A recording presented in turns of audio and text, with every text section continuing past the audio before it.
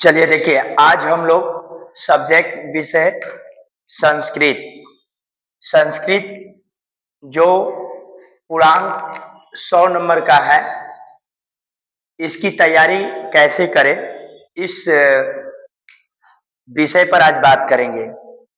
बहुत से क्लास जो क्लास 10 के छात्र एवं छात्राएं हैं, वो चिंतित चल रहे हैं कि हम संस्कृत का कैसे करें तैयारी, कि हमारा 100 नंबर का तैयारी अच्छे से हो।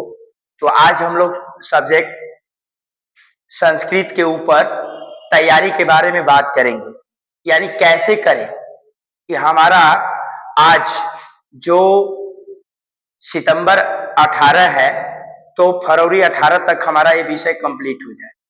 हमें एक अच्छा नंबर लाने के लिए हर एक सब्जेक्ट का आवश्यक उतना ही मेहनत करना है जितना कि हर एक सब्जेक्ट पर करते हैं, ताकि 5 विषय में हमारा एक अच्छा नंबर आए।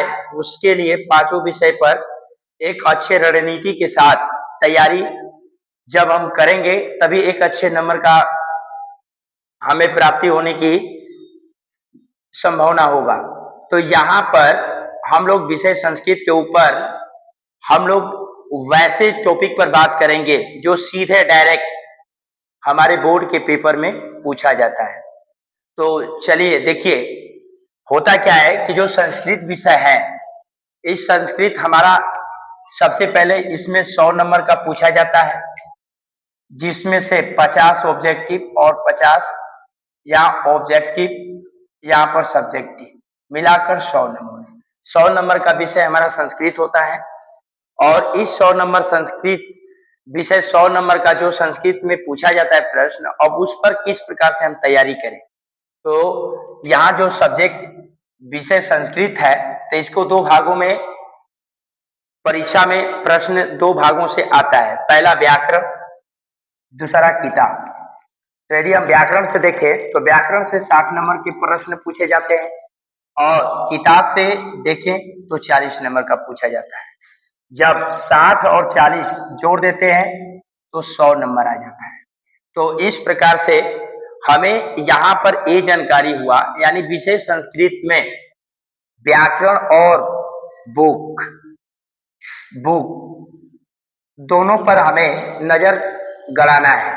और यहाँ ये सब्जेक्ट को एक रणनीति से यदि इसको हम अध्ययन करें और इसकी तैयारी करें, तो बहुत मैथ, विज्ञान, सोशल साइंस के अलावे कम मेहनत में हमारा ये विषय तैयार हो जाता है। और एक कमजोर लड़का संस्कृत में 80 से ऊपर नंबर लाएगा, ये मेरा गारंटी है, यदि इसके टॉपिक के बारे में समझ जाता है कि संस्कृत हम कैसे क्या पढ़े। वही यहाँ पर हम लोग नोट किए हैं, और इसी को उस छात्र को अपने माइंड में रखना है, और इसी के उपरांत वो अपनी तैयारी को शुरू कर देना है आज से, ताकि कि यह सब्जेक्ट आपका जो आज कमजोरी है कल तकदीर, आज जो कमजोरी है कल तकदीर में बदल जाए, और जो शंका में मरते थे वह हकीकत में बदल जाए। तो यहाँ पर इस तरह से आपको देखना है। तो देखिए, व्याकरण में हम चलते हैं, तो व्याकरण में इसमें 2 पार्ट इसमें भी पूछा जाता है, एक ऑब्जेक्टिव और एक यहाँ पर सब्जेक्टिव।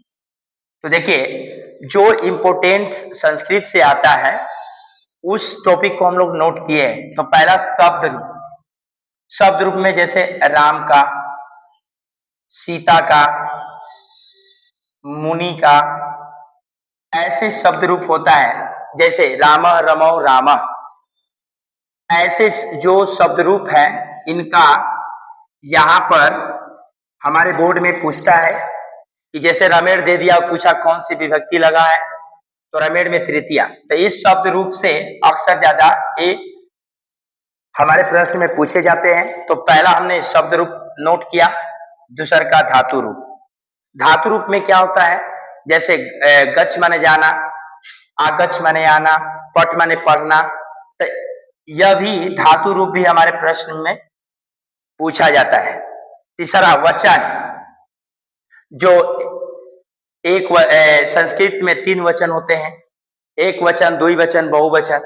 तो यहाँ से वचन हमारा एक इस परीक्षा के लिए उपयोगी है। चौथा, कारक। कारक में आपको कर्ता ने कर्म को करण से संप्रदान के लिए, आपादान के अलगाव, तो ऐसे कुल मिलाकर 8 कारक हैं। उनका यहाँ पर हम लोग अध्ययन करेंगे। और यहाँ पर एक शब्दकोश है, जैसे आपने अभी सुना है पठ। पठ माने पढ़ना, पुस्तकम माने किताब, विद्यालय माने विद्यालय, हाट माने बाजार। तो ऐसे शब्दकोश का भी हम लोग अध्ययन करेंगे। यहाँ पर शब्द रूप, धातु रूप, वचन, कारक और शब्दकोश, यदि ये हमारा इतना यदि कंप्लीट है तो इतने से ऑब्जेक्टिव आता है। तो ऑब्जेक्टिव हम अच्छे से कर लेंगे। जैसे शब्द रूप में 3 आता है, धातु रूप में 3 आता है लगभग, और यहाँ पर कारक से 3 पूछे जाते हैं प्रश्न, शब्दकोश से भी आता है। तो यदि हमने शब्द रूप, धातु रूप, वचन, कारक और शब्दकोश ये इतना हम कंप्लीट कर लेते हैं तो यहाँ से 2 फायदा होगा। पहला, ऑब्जेक्टिव में जो प्रश्न पूछे जाते हैं वहां से नंबर ले लेंगे। दूसरा, इन सभी से यदि आपको अच्छे तरीका से कंप्लीट है तो इसका प्रयोग अनुवाद में कर लोगे। अनुवाद 6 अनुवाद आता है प्रश्न में जो सब्जेक्टिव में पूछा जाता है। तो शब्द रूप, धातु रूप, वचन, कारक और शब्दकोश, इन सबका कनेक्शन ऑब्जेक्टिव से भी है और साथ में अनुवाद से भी है। अनुवाद जब आपको हम पढ़ाएंगे या पढ़िएगा अपने से, तो वहां पर आपको अनुवाद आता नहीं है। जैसे यदि इसका जैसे में हम देखें, जैसे राम किताब पढ़ता है, तो देखिए राम क्या है, शब्द रूप है, शब्द रूप है। किताब क्या है, किताब एक शब्दकोश है। और पढ़ता, या जो पढ़ता जो है धातु रूप है। क्या चीज है, धातु रूप। अब यहाँ पर राम कई गो, एक वचन में आ गया, एक वचन। अब यहाँ पर राम क्या करता है, किताब पढ़ता है। तो यहाँ पर राम किताब पढ़ता है तो एक कारक में आ गया, कर्ता ने। तो यहाँ कर्ता क्या है, राम, तो कर्ता ने मतलब कारक में आ गया। तो इसका हमारा बनाने के लिए यहाँ पर हम बनाएंगे राम, शब्द रूप से लिए। ये क्या है, किताब, तो इसका हो जाएगा पुस्तकम, पुस्तकम। तो ये जो पुस्तकम आया शब्दकोश से आया। और पढ़ता है, तो पढ़ता यानी धातु रूप से, तो तीत अंति, तो यहाँ पर लगेगा पठती। तो यहाँ पर धातु रूप क्या हम यूज किए, ती। तो यहाँ पर राम पुस्तकम पठती, यानी राम किताब पढ़ता का अनुवाद क्या होगा, राम पुस्तकम पठती। तो यानी इतने शब्द, धातु, वचन, कारक और शब्दकोश, इन सब का प्रयोग से ऑब्जेक्टिव में जो प्रश्न 1 नंबर पूछे जाते हैं वो भी हम यहाँ से कर पाएंगे। साथ में अनुवाद में इसका प्रयोग होगा। अब देखिए यहाँ पर अनुवाद आपको आ जाता है ना, तो आपको अच्छी तरह से यहाँ पर आपको देखना क्या चीज है कि अनुवाद यदि आपको आ जाता है ना, तो इस अनुवाद की वजह से आप पत्र लेखन, अनुच्छेद 8, 7, 15, ये 15 नंबर आपको अनुवाद के कारण आराम से मिल जाता है। क्योंकि पत्र लेखन है तो उसमें भी हम लिख लेते हैं अच्छी तरह से। अनुच्छेद है, अनुच्छेद को भी 7 लाइन में लिखना रहता है तो अनुवाद बना करके लिख लेते हैं। तो इस तरह से अनुवाद आपके लिए अति आवश्यक है। और बहुत सारे लड़के ये कहते हैं कि संस्कृत में कैसे करें तैयारी, कहाँ करें कोचिंग, 4 गो 5 गो करें, कैसे करें। तो देखिए उससे मतलब नहीं है, मतलब ये है कि संस्कृत हमारा सब्जेक्ट जो 100 नंबर का है उसमें प्रश्न क्या पूछे जाते हैं बोर्ड में, तो जो पूछे जाते हैं आपको वही पढ़ना चाहिए, न कि संस्कृत के बारे में आप बहुत ये चीज पढ़ो जो कि आपकी परीक्षा में नहीं आता है। तो ये सारी चीजें को आपको पहले प्राथमिकता देना है कि संस्कृत ठीक है, थोड़ा पढ़ने में अटपटा लगता है, विसर्ग होता है, हलंत होते हैं, बहुत सारे चीज होते हैं, लेकिन आपको उतने डीप में और उतने गहराई से मतलब नहीं है। वहां पर गहराई और डीप लगाइए जहां पर प्रश्न बोर्ड में पूछा जाता है। तो यहाँ पर देखिए 5वां, 6वां और 7वां ये जो आता है आपका सब्जेक्टिव में पूछे जाते हैं। तो सब्जेक्टिव से ये सब आता है, अनुवाद, पत्र लेखन, अनुच्छेद। ये सब्जेक्टिव से सब्जेक्टिव के पेपर में आपको 50 ऑब्जेक्टिव होता है, तो 50 सब्जेक्टिव से सब्जेक्टिव में यहाँ से प्रश्न पूछे जाते हैं। तो अनुवाद से आपका 15 नंबर यहाँ पर तैयार होने जा रहा है। इसलिए आपको हम सलाह देंगे कि नजर आपका व्याकरण में अनुवाद को सीखने के लिए शब्द रूप, धातु रूप और वचन, कारक, शब्दकोश को अच्छी तरह से आप क्या करें, अध्ययन करें, ताकि कि अनुवाद को बनाने और समझने में आपको सहायता दे। और यहाँ पर अनुवाद जो होता है इसमें आता है काल। तो संस्कृत में काल को हम क्या कहते हैं, लकार। क्या कहते हैं, लकार। तो यहाँ पर लकार जब इतना आप अध्ययन कर लेते हो तो अनुवाद में आपको काल यानी टेंस पढ़ाया जाएगा, लकार के बारे में। तो लकार के बारे में बताया जाएगा, जो वो आप समझ जाते हो तो अच्छी तरह से यहाँ पर कर लेते हो। फिर आगे चला जाता है, यहाँ से संधि विच्छेद। यहाँ से 2 नंबर पूछे जाते हैं, लेकिन ये ऑब्जेक्टिव का है। देखिए यहाँ पर ऑब्जेक्टिव हिंट दिए हैं, यानी जहां से जहां हम लिखे हैं ये ऑब्जेक्टिव में पूछे जाते हैं। जैसे यहाँ पर देख लीजिए, यहाँ पर भी हिंट किया ऑब्जेक्टिव में, और यहाँ पर जो हिंट किया सब्जेक्टिव में, क्योंकि यहाँ पर ऑब्जेक्टिव सब्जेक्टिव आपको दोनों देखना है। तो यहाँ पर ए हो जाता है। तो यहाँ पर संधि विच्छेद, समास, प्रत्यय, ये सब ऑब्जेक्टिव के हैं, और यहाँ से प्रश्न 2-2 करके पूछा जाता है। अब यहाँ पर अगला होता है अपठित गद्यांश। ए 2 आता है, एगो 6 नंबर का होगा, एगो 7 नंबर का होगा, जिसको पढ़ करके जवाब देना पड़ता है। तो ये 13 नंबर का यहाँ से अपठित गद्यांश से हमें मिल जाता है। तो इस तरह से हमने ग्रामर के बारे में समझा, व्याकरण के ग्रामर के बारे में समझा, जो हमारे परीक्षा में अक्सर पूछे जाते हैं, उन्हीं का यहाँ पर हमने एक अच्छी तरह से समझने की कोशिश किया, ताकि कि अब हमें पढ़ना, तैयारी करना आसान बन जाए। अब आइए किताब में चलते हैं। तो यहाँ पर बुक में जो 40 नंबर पूछे जाते हैं, इसमें पाठ 1 से 14 दिए हैं, जिसमें इससे ऑब्जेक्टिव और सब्जेक्टिव में भी प्रश्न पूछे जाते हैं। तो यहाँ पर आपको हम खुशखबरी बताएंगे आपके लिए। खुशखबरी ये बताएंगे कि देखिए किताब का 1 से 14 तक आप पढ़ लेते हो, तो यहाँ से जो आने वाला ऑब्जेक्टिव है आसान से उत्तर दे सकते हो। और ग्रामर के लिए यहाँ पर जो हम लोग यहाँ पर अध्ययन किए हैं उसका हम लोग अध्ययन कर लेते हैं, तो यहाँ से ऑब्जेक्टिव और यहाँ से सब्जेक्टिव हमारा क्लियर हो जाता है।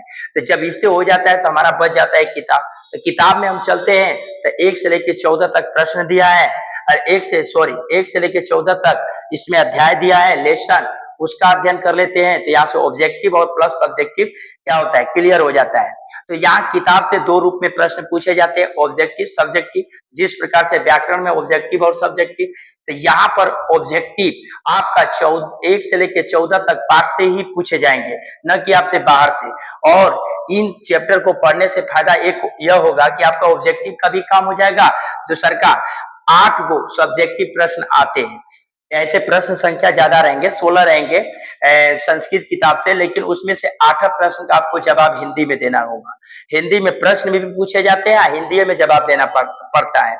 इसलिए आपके लिए एक खुशखबरी का यह, और आपके लिए एक आपका जो डर है, वो डर के लिए आपको यहाँ पर समझाया जा रहा है कि इतना आप चिंता मत लीजिए कि हमें संस्कृत पढ़ने नहीं आता है और संस्कृत बोलने नहीं आता है, तो हम कैसे कर पाएंगे। तो ऐसे आप सोचते हो तो गलत सोचते हो, क्योंकि यहाँ पर किताब से जो पूछा जाएगा उसमें से 8 ही प्रश्न का जवाब हिंदी में देना है, या हिंदी में क्वेश्चन रहेगा। तो देखिए प्रत्येक क्वेश्चन 2 नंबर का होगा, तो 8 गुना के 16, 8 गुना के 16 इस सब्जेक्टिव से प्रश्न पूछे जाएंगे, और ऑब्जेक्टिव में चला जाएगा। तो अब देखिए टोटल यहाँ पर लड़कों को सबसे ज्यादा ये ध्यान देना है कि हमारा ऑब्जेक्टिव और सब्जेक्टिव दोनों को बराबर लेके चलना है। तो ये आपको संस्कृत का मुख्य आपका वही उसी टॉपिक का यहाँ पर हम लोग समझ रहे हैं, जहां से डायरेक्ट सीधे बोर्ड में पूछता है। तो देखिए अब हम पहला नंबर यहाँ पर समझेंगे कि सब्जेक्टिव जो 50 नंबर का है, वो हमारा किन टॉपिक से 50 पूरा कर लेता है बोर्ड। तो देखिए सबसे पहले अब यहाँ पर हम लोग समझ लिए। तो अब यहाँ पर हम लोग देखेंगे क्या कि अनुवाद का 6 नंबर यहाँ पर ऐड किए, पत्र लेखन का 8 नंबर यहाँ पर किए, और अनुच्छेद का यहाँ पर 7 नंबर किए, और यहाँ पर अपठित गद्यांश का 13 नंबर की है यहाँ पर। और यहाँ पर हिंदी में जो 8 क्वेश्चन का जवाब देना है जो 16 नंबर इसको ऐड किए, जब इसको सबको जोड़े तो ये 50, यानी इसका 50 का कोटा पूरा हो गया। और यह गारंटी है और आपको डरना नहीं है कि इसी से आपका हमेशा प्रश्न आता है और इसी से अब तक आया है और 2026 में भी आएगा। तो आप इन्हीं टॉपिक पर ज्यादा ध्यान दें, ना कि अदर सब्जेक्ट पढ़े। नहीं तो आप एक तो पढ़ नहीं रहे हो, एक तो आप चिंता किए हो, तो इस तरह से आपकी स्थिति बनी रहेगी तो आप एक अच्छे नंबर पाने की कामना नहीं कर सकते हैं। उसके बाद ऑब्जेक्टिव की बात जो है, ऑब्जेक्टिव का यदि देखा जाए, इसका क्रम जोड़ा जाए कि ऑब्जेक्टिव क्या होता है, तो देखिए ऑब्जेक्टिव में हम लोग एक मानक दंड निकालेंगे, तो 3 और +3 और +3 और उसके बाद यहां से, ये तो सब्जेक्टिव का है। अब यहां पर हम चलते हैं ऑब्जेक्टिव का, तो 2 2 4 2, यानी 2 + 2 + 2 3 2 है। यदि इसको हम जोड़ लेते हैं तो आपका 3 3 9 12 12 और 6 18 नंबर, 18 नंबर यहाँ पर ऐड हो जाता है। और इससे ग्रामर से कुछ कुछ ऐसे हैं, यहाँ पर एक मानक दंड हम लोग लिए हैं तो 18 आया है। अभी यहाँ पर बुक है, इन सबसे मिला करके नया, क्योंकि ऑब्जेक्टिव है, ऑब्जेक्टिव का एक उसका आकलन करना नया, वह हम लोग नहीं कर सकते कि यहाँ से आएगा। मगर दूसरी बड़ी बात यह है कि आपका यहाँ पर जो किताब है जो ऑब्जेक्टिव का, और यहाँ पर ये जो लिखा गया है, इन्हीं सबसे ऑब्जेक्टिव का भी पूरा जो कोटा होता है वो 50 हो जाता है। तो 50 ए और 50 ए मिलकर के 100 नंबर। अब देखिए, जब ये चीज आप समझ जाते हो, अब जब ये बात समझ गए और अपने दिमाग में गड़ा लिया, तो आज से आपका संस्कृत की तैयारी के लिए आपका जो डर है, जो आपका भय है, चिंता है, सब दूर हो जाएगा। इससे बाहर से कभी तक, इससे बाहर कभी नहीं पूछा है, ना आपके 2026 में पूछेगा। सबसे बड़ी बात यह आपको यहाँ पर ध्यान देना है कि हम इन सब टॉपिक को आज से सितंबर से इसका अध्ययन अच्छा करें और 18 फरवरी को हम एग्जाम में एक अच्छे अनुभव के साथ और तैयारी के साथ बैठे, और इस तरह से आपका ये जो संस्कृत का जो तैयारी की एक कोटा पूरा करने की यह एक सरल तरीका है। ठीक है, तो थैंक यू।